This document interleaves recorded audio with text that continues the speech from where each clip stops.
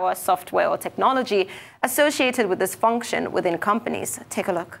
The major reason is when you do not understand the benefit you stand to gain from something, you may likely not give it the right attention.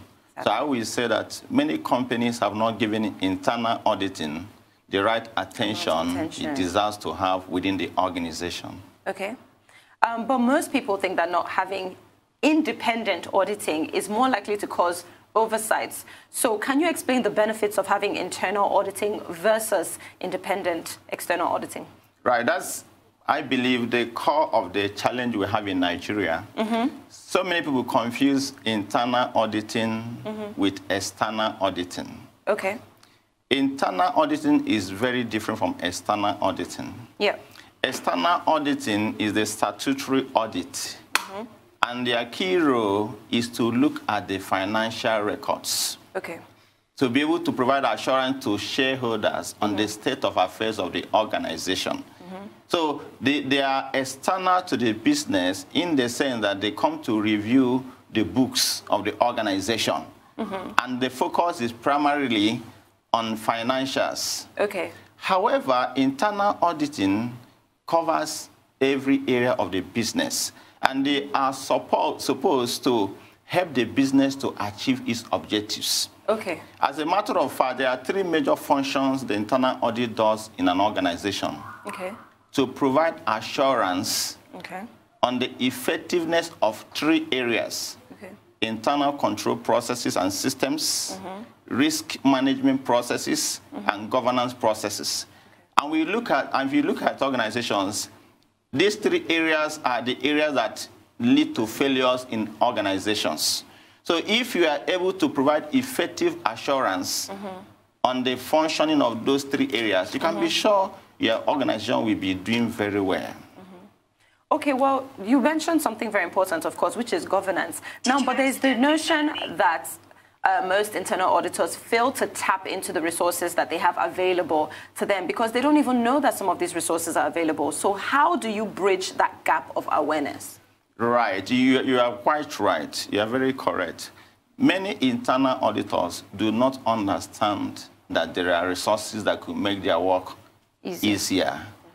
And so what we see in many places in Nigeria are internal auditors still playing the role that people used to play in internal auditor probably in the 1940s and 30s, without knowing that the internal audit function has evolved over time. Drastically. Yes. And the internal auditors of today are seen as the trusted business advisors. Okay. There are people that make things to happen independently. So to do that, we have an organization called the Institute of Internal Auditors, which is a global organization whose main focus is to ensure that internal auditors have all the resources that they need to provide the necessary value to the business. Exactly. So one way they can be able to harness this is by being part of that global institute. Unfortunately, we have such an institute in Nigeria. And people don't know. And people don't know. So they are missing so much. Okay, so who is at fault for them not knowing? Is it not the job of the institute to put itself more out there? Is it the job of the company to educate, you know, its body more on what's available out there? Is it the job of the auditors themselves to be seeking that kind of knowledge? So who do we put this blame on? Well, from two perspectives, as a professional in a field, I have a duty to find out what's happening in my field. Exactly. From the institute's perspective, that's why we are there, to create the awareness. Exactly. That you do not need to go reinventing the wheel. You should come and learn how to be a professional internal auditor whose job is to add value and ensure organizational sustainability. Okay, now I want to talk about disruption because, of course, we know that today it's affecting almost every single business. More people have access to technology and online media, and of course that's created opportunities for not just individuals but businesses to be more disruptive. So how do you advance internal auditing in such a disruptive landscape? The subject of disruption is a very interesting and important subject. As a matter of fact, we had a national conference in September, and the theme of the conference was actually on disruption. Okay. Internal auditing in a disruptive landscape. Okay. Because we believe that whether somebody acknowledges or not, disruption is happening. Okay. Organizations are being disrupted. And the organizations that stand test of time are those who have made themselves to be disruptors.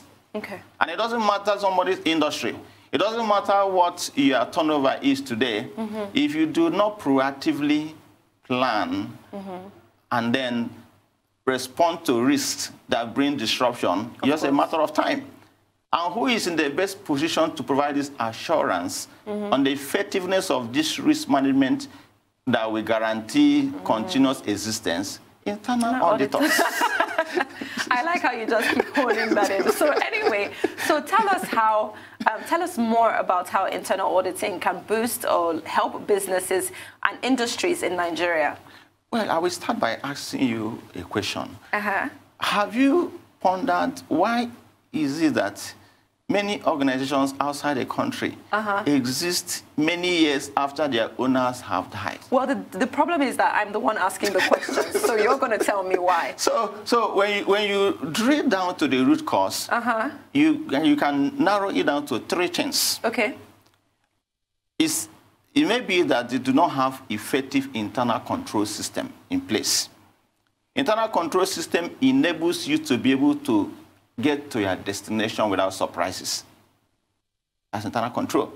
Okay. So if you do not have an internal control system that is effective, when we talk about effectiveness, we are talking about getting the expected results, achieving your objectives.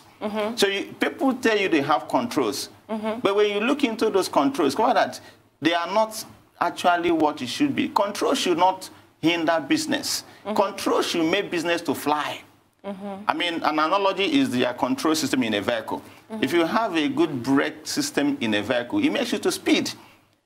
It enables you to be able to speed. If you have a good brake system? Yes, if your brake works effectively. Okay. But if you know that your braking system can fail any moment, you will obviously be more careful. You'll be more careful. So that's how it is in businesses. Many people run business without pondering to check how is our control system. Is it really effective? The other issue is the risk aspect. Okay. Risk is neither good nor bad. It now depends on how we respond to it. Risk brings opportunities. As a matter of fact, in this era of disruption, changes happen all the time. And when changes happen, changes bring risk. And risk presents either threat or opportunity.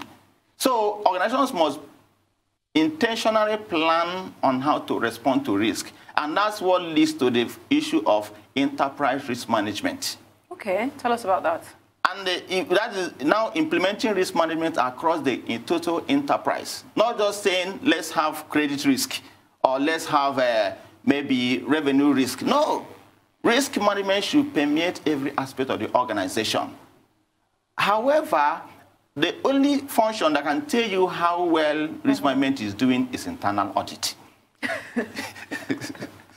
Okay, so when you were telling me the difference between internal versus external auditing, you were saying that external auditing is basically tailored to a specific measure that the company is just trying to get facts on at a certain period in time, while internal auditing fact-checks the entire scope of the organization. Now, I want to know, how long does it take to train to be an internal auditor? Because you said a lot of auditors that we have out there are not being well trained. Yeah, it's a continuous activity.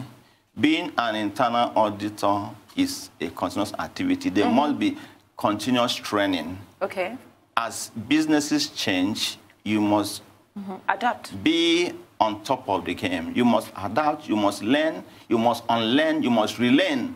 It's a continuous process. Yeah. Because businesses are not static. Changes happen faster than the speed of light these days. True. So internal auditor must be ready to keep learning. So if a company says they want to send an internal auditor to your institute and the person has to train, you're telling me they have to train forever? What we are going to do, we will assess the person and identify the current level of knowledge the person has. Okay. And then assess the nature of business that they are into, and then come up with the kind of training that will enable him to be able to add that value. Okay. However, there are some fundamental trainings on internal audit methodology that he must first of all learn. Internal audit standards, of course, which will enable him to know how to add value within the organization. So there's a pre-training to auditing training? Well, I won't call it pre-training. It's all part of the training, but there are levels of training that somebody may need. Depending on the background of the person, depending on what the person already knows, you can now train the person in a manner that he can. The key goal for us in internal auditing is to be able to add value and improve the organizational processes. That's our target. Okay. Well, now I want to talk about the government because, you know, we've seen what's going on in the country with regards to minimum wage and so forth. What do you think about this? How do you think that it affects being hired as an internal auditor within an organization, as opposed to a company just saying, oh, when we need internal auditing, we will just hire someone for this specific period of time, as opposed to hiring somebody internally, which to some organization costs more? The truth is, talking about government, let me break it into the two aspects, government and the private sector. Okay. Within the Nigerian context, private sector have done much better when it comes to extracting value from internal auditing. However, more is still needed to be done. But when you talk about government, I can tell you that it is a big issue. And that is why in government, there are so many policies, there are processes, there are so many strategies. However, internal audit is yet to occupy its rightful place in government. And that is why, I mean, look at other countries. Governance is run like an organization, like any other company. Yeah, so there's accountability, transparency, continuity, and so much more. So we are still looking to when the government will fully embrace and begin to harness the opportunities that internal audit stands to offer. Okay. And until we do that, it may be difficult to really get to where we want to get to. Okay, so is the federal government doing enough to support? Federal government is not doing enough. Okay. Much more should be done. So if not, what are the challenges to this? First of all, internal auditing in government, the positioning is necessary. Okay, positioning. They must position it in a manner that it is independent. Okay. So that it can be able to provide assurance without any form of hindrance. That's the starting point. And then they must begin to ensure that they have the right competence. That people who work as internal auditors are people who understand what internal auditing is all about.